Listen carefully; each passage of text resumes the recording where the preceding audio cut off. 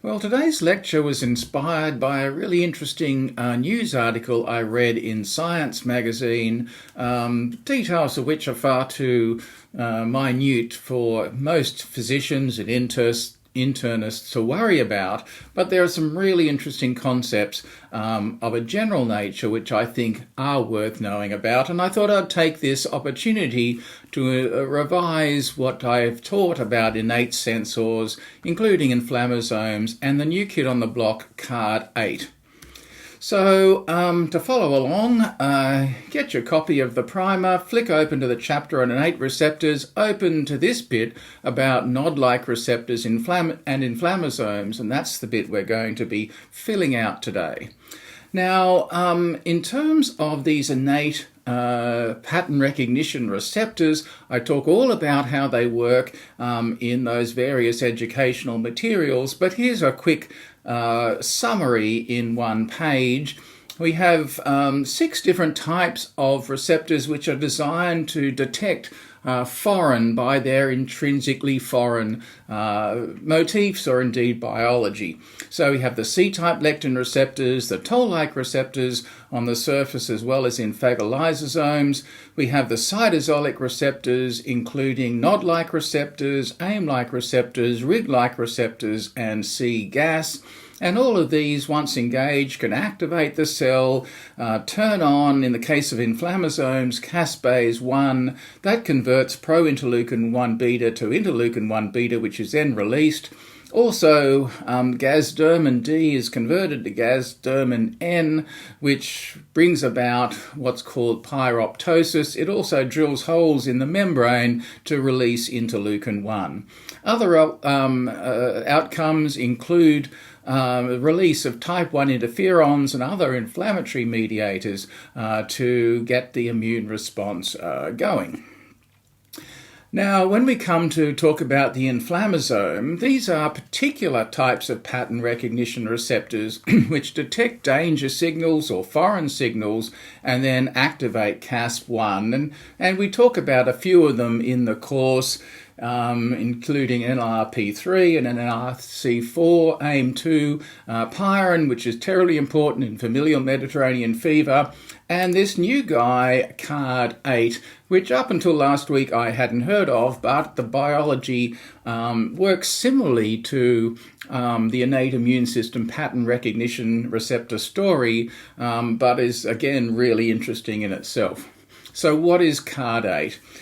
CARD stands for caspase recruitment domain containing protein 8, and like these other sensors, it is a cytosolic innate immune protein acting via caspase 1, but doesn't have all the extra sort of complicated machinery of the nod-like receptors, and some people have called it the minimal inflammasome sensor, which we'll talk about shortly. But the cool thing about CARD8 is that it doesn't necessarily sense structures like most pattern recognition receptors do. What it does is detect viral proteases. So you know that in the life cycle of some viruses, it requires making a protein and then cutting it up into various bits, which are important for the viral life cycle. So the idea here is that CARD8 can sense some of these proteases, which are intrinsically foreign, and fire off, because when a foreign viral protease is there that shouldn't be, then that's what the innate immune receptor system is for, to pick those situations. And really interestingly, CARD8 can sense the HIV proteases as well as proteases from picornaviruses and coronaviruses, opening up a whole new realm of biology. So how does a CARD8 system work? Well, here it is here. CARD8 is initially cleaves itself, but in the presence of some of these proteases undergoes further processing involving the proteasome. We talk about the proteasome in the HLA class 1 pathway, so revise that if you need to. But basically it digests proteins within the cytosol. So it digests this processed CARD8 into a cleaved version, which is then binds to procaspase 1 to form the CARD8 inflammasome complex. So HIV proteases is one of these proteases that can do this. And basically CARD8 is here forming a fake viral substrate. In other words, it's making itself look like something that a viral protease would chop up, but rather then triggers this inflammatory response. So the viral proteases cleave it, there's digestion in the proteasome, and this CARD8 can bind caspase or procaspase 1, cleave it to caspase 1, and then generate interleukin-1 beta and gasdermin N, leading to those downstream effects that we spoke about earlier. So in the case of HIV, for example, the same thing sort of happens. You know that in the life cycle of HIV, it produces a viral protease which processes its own proteins. Hence, protease inhibitors are so good in treating HIV infection. So if this protease becomes activated in the cell, this can be detected by CARD8, and that can then fire off this process, which inevitably causes both inflammation and cell death. Now, when an HIV virion starts, or provirus starts to replicate, and the cell in which it finds itself dies, then the HIV is not going to be propagated. So this would be a good way of stopping that virus from replicating within a cell. So that's how the system is supposed to work. Well, of course, the next question is, we have HIV, it does replicate in cells, so what goes wrong?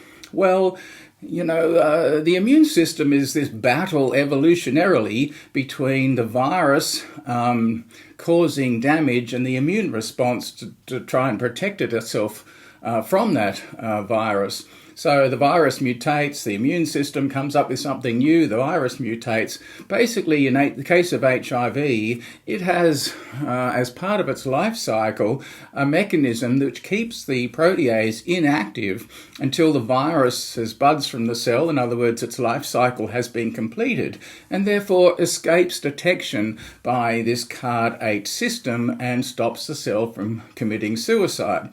So then the next question is, getting that, can we force the HIV protease to be activated earlier and then cure the cell of HIV, or at least kill that cell? It's not really curing the cell, but it's a virus triggering that cell's destruction and preventing this viral life cycle from going on.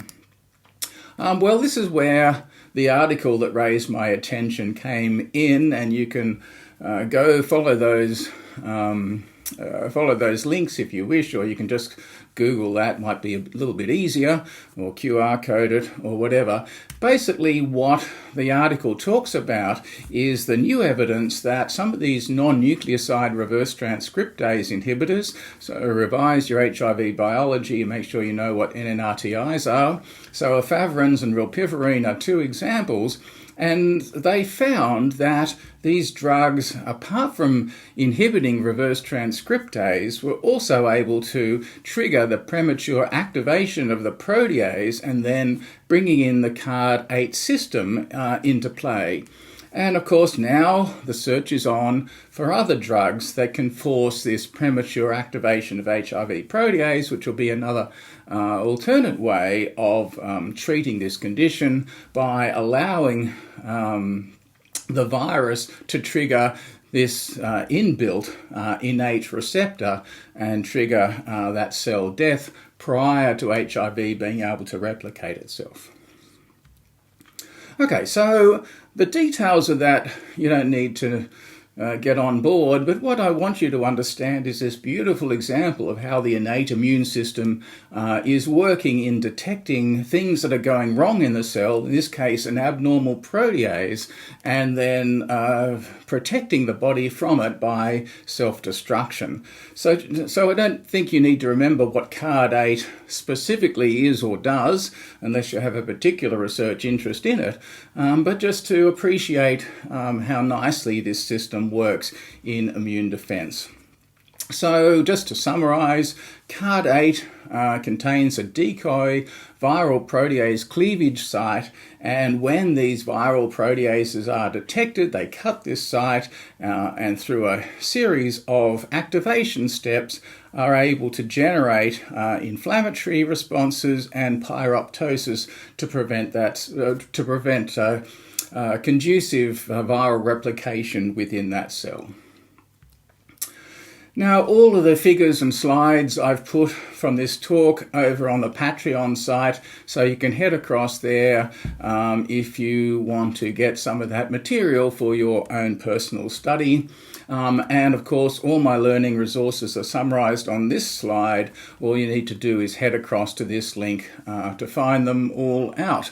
So this includes my full video lecture series, these types of videos, which I'm posting on YouTube, sort of mini lectures, the learning resources I've talked about. Get hold of the primer both as an ebook as well as a print version, and keep an eye on my Instagram question of the day for your regular revision every few days of things important in clinical immunobiology. I will leave you with this interesting shot of an island outside Alesund in Norway. I will see you next time.